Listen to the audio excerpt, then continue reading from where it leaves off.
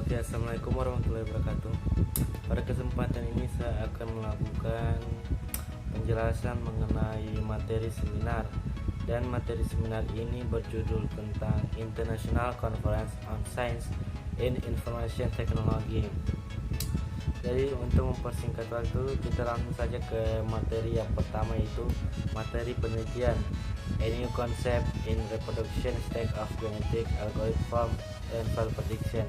Penelitian ini dari Arif Bramanto Wicaksono Putra, Anggris Sartika Wiguna, Ahmad Fani Onlita Gafar, dan Rea Malani.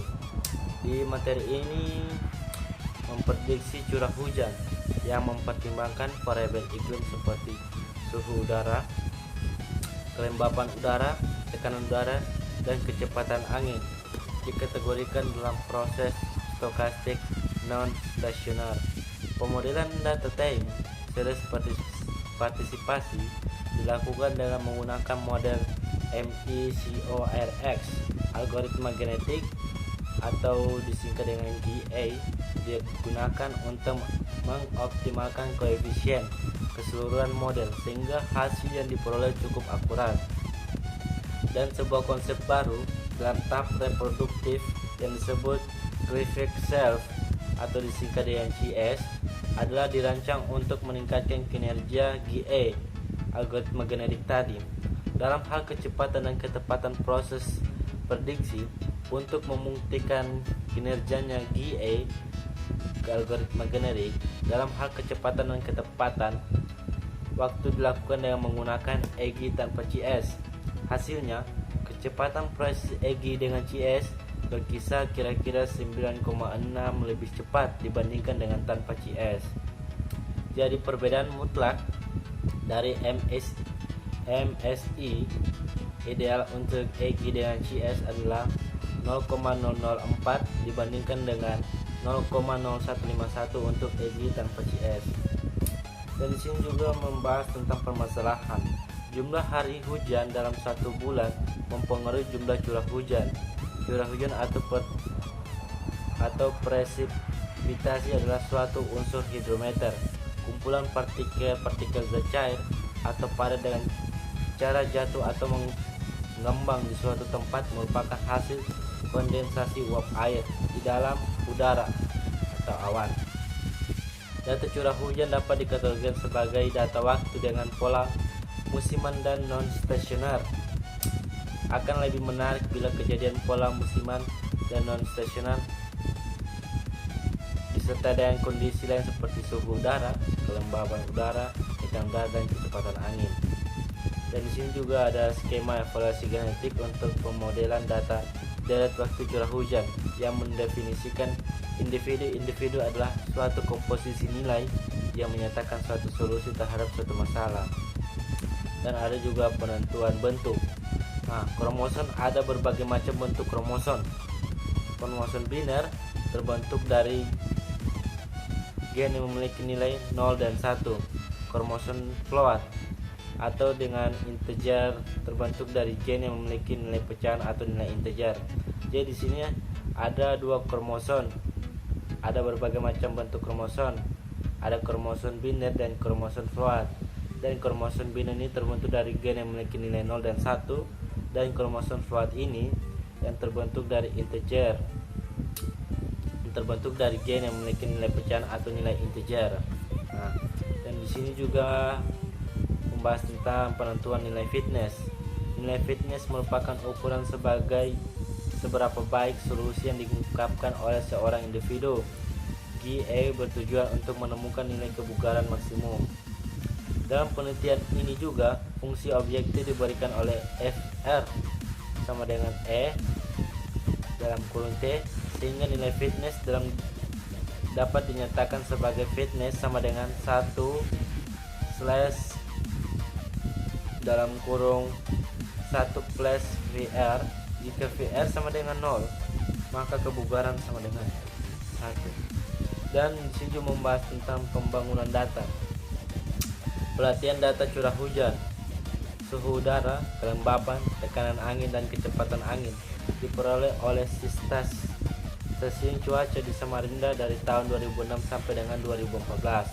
Dewan waktu pengamatan bulanan. Dan decoding, konferensi dari individu ke solusi. Dan di sini juga membahas tentang strategi pembangkitan populasi awal diperlukan untuk memilih sejumlah individu yang akan ditetapkan sebagai generasi.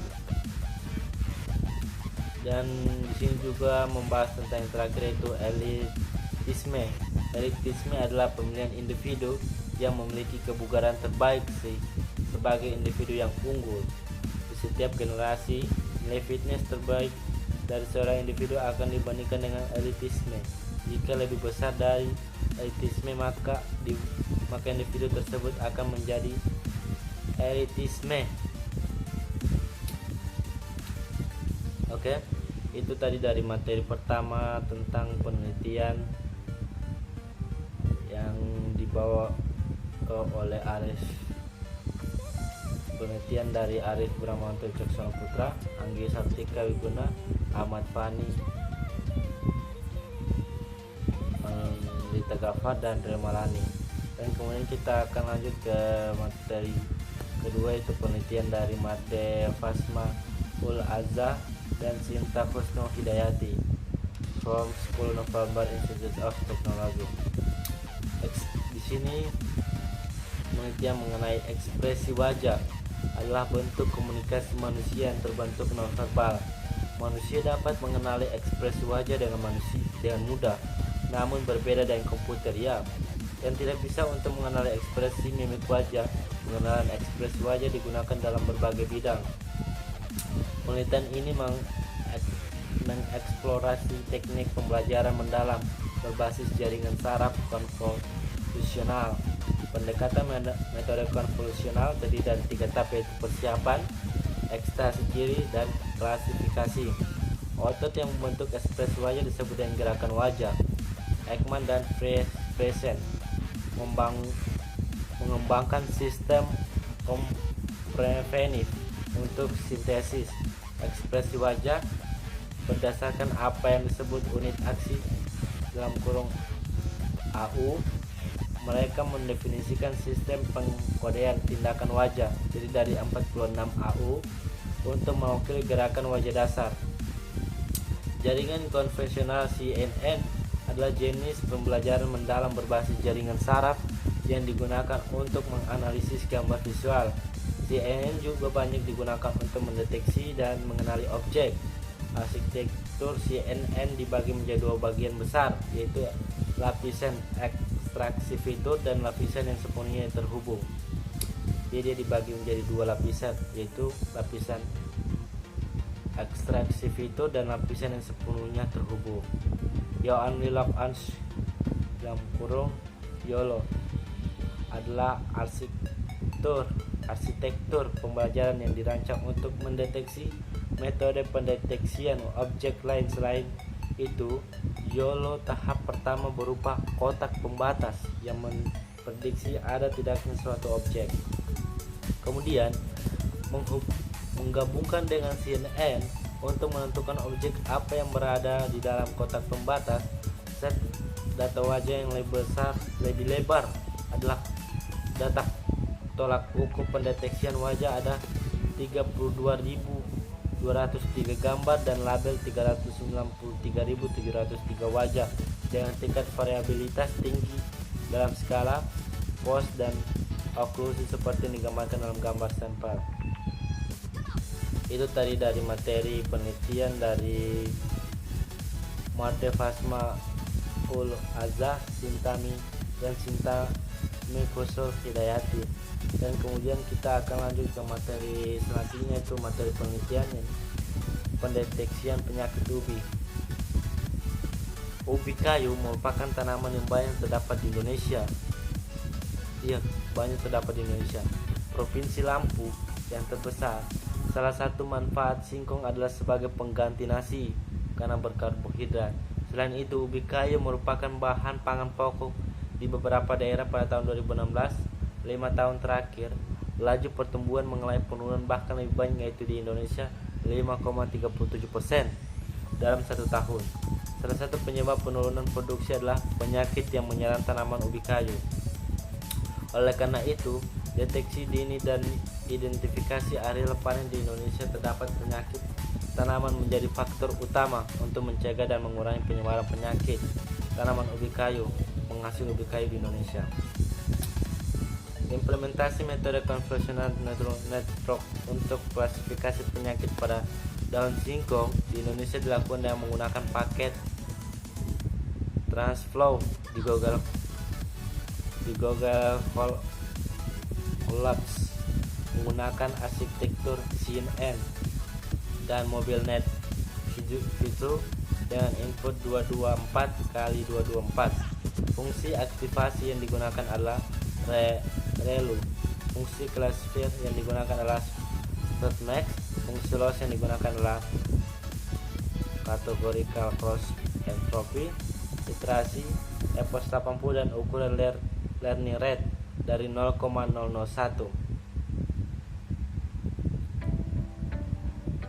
Itu tadi dari materi penelitian pendeteksian untuk penyakit ubi. Ada metode konvensional neural network untuk klasifikasi penyakit pada daun singkong di Indonesia dilakukan dengan menggunakan paket TransFlow di Google Colabs menggunakan arsitektur CNN dan banyak sekali pendeteksian dari penyakit ubi kayu ini. Bisa melakukan metode konvensional neural network, bisa dengan menggabungkan arsitektur dan MobileNet,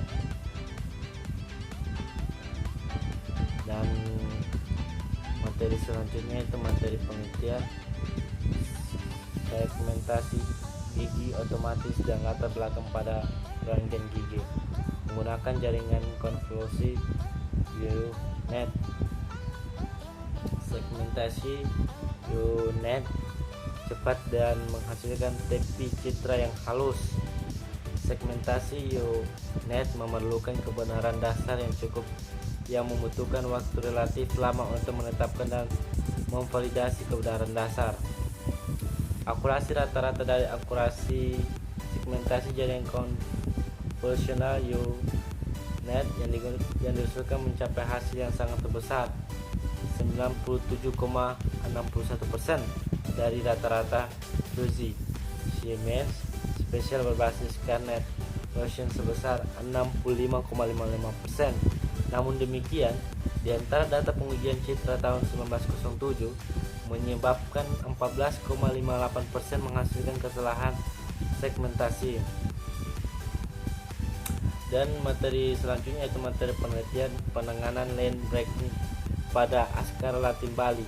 Aplikasi web transliterasi sebagai bagian dari bahasa Bali di mana-mana. Sebagai bagian dari bahasa Bali di mana-mana. Belajar. Penelitian ini Oke, sekarang kita langsung lanjut ke materi selanjutnya yaitu materi penelitian segmentasi gigi otomatis dan latar belakang pada rangkaian gigi menggunakan jaringan konvolusi U-Net. Di sini presenternya Anna Fariza. Segmentasi U-Net cepat dan menghasilkan tepi cara yang halus. Segmentasi U-Net memerlukan kebenaran dasar yang cukup yang membutuhkan waktu relatif lama untuk menetapkan dan memvalidasi kebenaran dasar. Akurasi rata-rata dari akurasi segmentasi jaringan konvolusional U-Net yang diusulkan mencapai hasil yang sangat baik, sebesar 97,60% daripada rata-rata fuzzy Siemens spesial berbasis kernel Gaussian sebesar 65,55%.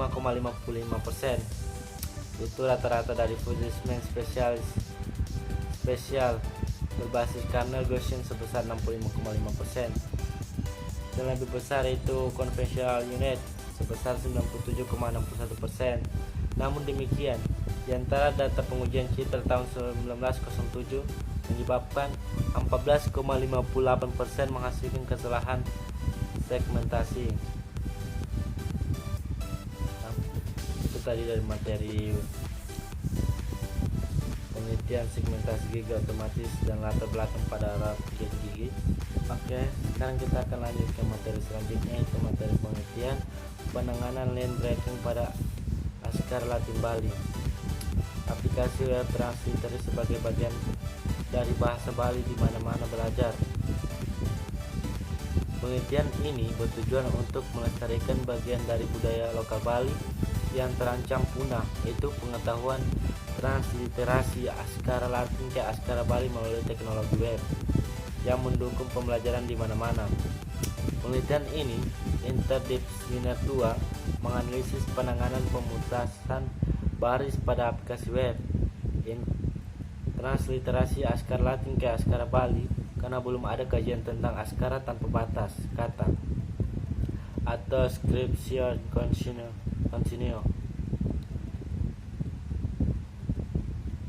Analisis penanganan pemutusan baris pada transliterasi Askara Latin ke Bali dilakukan pada aplikasi web Hana Caraka yang dikembangkan sebagai produk teknologi Universitas Pendidikan Ganesha atau disingkat Undiksa Bali, Indonesia. Hana Cakara pada dasarnya menerima input dan output teks Latin Askara Bali berdasarkan font 3 Bali Simba. Melalui percobaan tersebut, penanganannya secara online breaking memberikan hasil transliterasi yang baik karena diterapkan algoritma khusus. Jadi kesimpulannya sini, pemecahan baris pada transliterasi Askara Latin ke Askara Bali didasarkan pada 2 aturan umum dan dapat ditangani oleh teknologi web melalui algoritma khusus. Jadi dari 13 tahap diterapkan pada aplikasi web. Itu dari kesimpulan dari penelitian penanganan land breaking pada Askara Latin Bali. Dan kemudian kita akan lanjut ke materi selanjutnya, yaitu materi penelitian pemanfaatan fitur morfologi untuk penandaan part of space bahasa Indonesia di bidirectional LSTM. Penandaan part of space atau disingkat POS bertujuan untuk membantu proses dalam pengolahan language alami, disambiguasi arti kata, mesin penjawab pertanyaan, mesin translation. Beberapa metode telah diterapkan dalam bahasa Indonesia pada penelitian sebelumnya.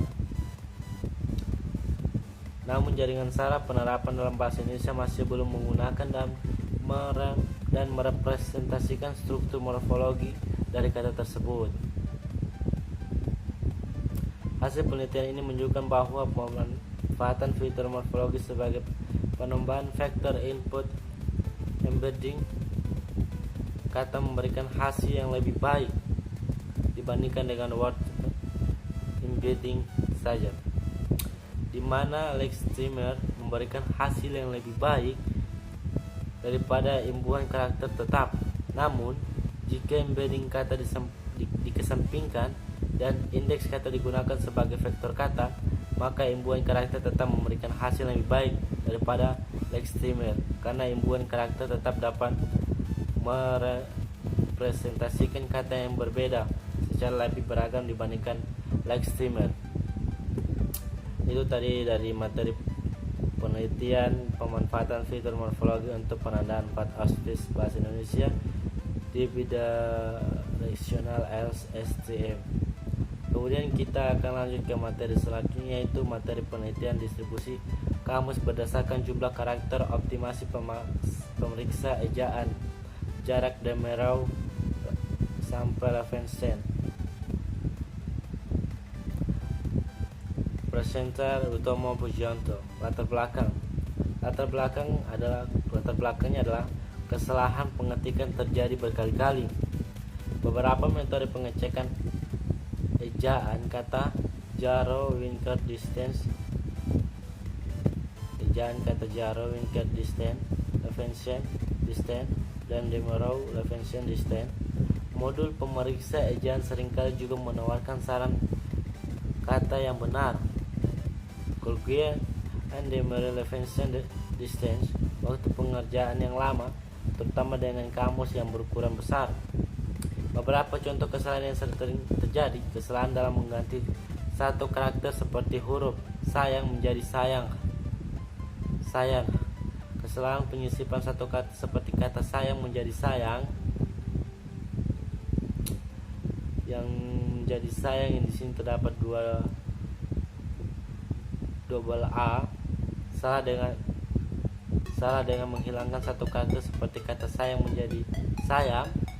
4. Kesalahan dalam menukar dua kata yang berdekatan seperti kata sayang menjadi sayagen.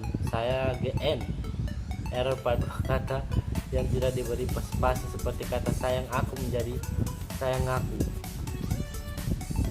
Itu dari kesalahan-kesalahan ejaan dari kamus besar. Dari sini kesimpulan, baik menggunakan SD maupun DD, algoritma di ILD menghasilkan nilai akurasi yang sama. Edit jarak 1 dan 2 75%, edit jarak 3 83%. Jadi semakin banyak karakter yang diperiksa, semakin lama waktu pengerjaan yang dibutuhkan. Baiknya karakter dalam data diperiksa juga mempengaruhi waktu pengerjaan. Waktu pemrosesan SLGG rata-rata keseluruhan dengan satu kamus adalah 60,71 detik. Waktu proses rata-rata keseluruhan dengan kamus terdistribusi adalah 31,67 detik. Maka selanjutnya kita akan ke materi selanjutnya, yaitu materi penelitian identifikasi dimensi yang sesuai pada penggunaan Fusion Sabes. Sinonim, hipernim, dan hiponim. Presenter Trisna Ari Rosinta. Kebutuhan analisis yang kompleks daripada pengambil keputusan mungkin memerlukan berbagai data kubus yang terbesar di kubus heterogen. Para pembuat keputusan perlu mendapatkan sebanyak mungkin yang relevan sesuai dengan permintaan mereka. Jadi kesimpulannya, metode yang diusulkan yaitu identifikasi dimensi yang sesuai menggunakan sinonim, hipernim, dan hiponim dapat meningkatkan pencarian kubus yang relevan. Tingkat kesalahan dengan fusi bukan kubus relevan dari metode yang diusulkan lebih tinggi daripada metode yang hanya menggunakan sinonim tapi tidak signifikan. Berdasarkan V-measure, yaitu skor keseimbangan antara rekal dan presisi, metode yang diusulkan memiliki nilai V-measure yang lebih baik daripada sinonim saja. Oke, sekarang lanjut ke materi selanjutnya, yaitu prediksi hasil ujian nasional SMP berdasarkan laporan akademik menggunakan Kineres Nextboard. Pendahuluan, ujian nasional diadopsi oleh pemerintah Republik Indonesia untuk mengevaluasi kinerja proses pembelajaran di setiap jenjang pendidikan. Terdapat penurunan rata-rata nilai ujian nasional siswa sekolah menengah pertama antara tahun 2015 sampai dengan 2018. Menggunakan data mining untuk memprediksi kinerja siswa sekolah menengah. Review tentang memprediksi kinerja siswa dan menggunakan teknik data mining. Penambahan data pendidikan seperti kinerja akademik siswa sekolah umum di ibu kota berhasil. Kemudian di sini metode kumpulan data, rapor siswa SMP Negeri 4 Malang 1 sampai 5 semester. 4 mata pelajaran, bahasa Inggris dan bahasa IPA, matematika. 307 kejadian. Atribut 20 plus 1 sama dengan rapor plus hasil ujian nasional. Metode langkah, pengelompokan nilai ujian nasional tiap mata pelajaran menggunakan algoritma immense clustering. Menetapkan label untuk atribut kelas, tinggi dan rendah. Memukul sampling skenario, klasifikasi menggunakan GNN, evaluasi validasi silang 10 kali lipat, mengukur akurasi presisi rekor. Jadi kesimpulannya, metode Immense clustering dan Kineres Nextboard yang dikombinasikan dengan SMOTE oversampling dapat digunakan untuk mengklasifikasikan hasil ujian nasional berdasarkan nilai rapor dengan nilai yang hasil yang lebih baik. Itu dari kesimpulan dari prediksi hasil ujian nasional SMT berdasarkan laporan akademik menggunakan Kenes dan Nextboard. Jadi sangat baik menggunakan metode Kenes dan Kenes Nextboard. Sangat baik menggunakan metode Kenes dan Kenes Nextboard ini karena dapat digunakan untuk mengklasifikasikan hasil ujian nasional berdasarkan nilai rapor dengan hasil yang lebih baik.